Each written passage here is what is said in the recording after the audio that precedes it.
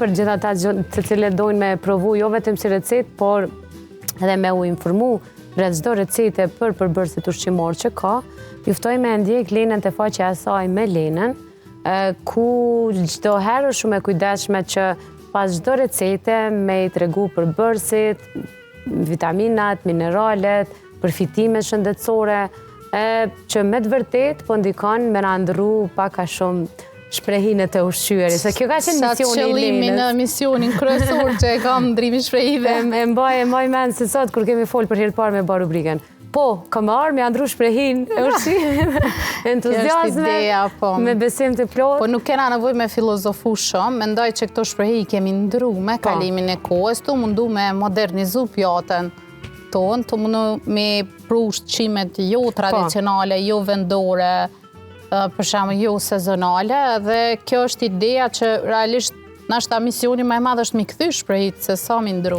Unë kam thënë më herë që mendoj që një prej shprehive që ma të keqe që e kemi bërë është ky njepsi për ushqim që kemi. Domethënë kur kemi qenë vegjël ose në kushte normale, për shembull edhe pse ma herët kujtohet kemi hongër 3 vakte, po vetëm atëherë kur u kon koha për me hongër ushqim na kemi hongër. Domethënë herave tjera nuk na ka rënë mend as me lyp për ushqimin. Dina ka të lujt jashtë. Po fiks dhe ose ju kanë lujë, ose ju kanë me një aktivitet diçka dhe nuk të ka rënë mend me hap frigoriferin, ose me hap dollapin e ushqimeve që zakonisht i mbajmë me mbëlsira këto.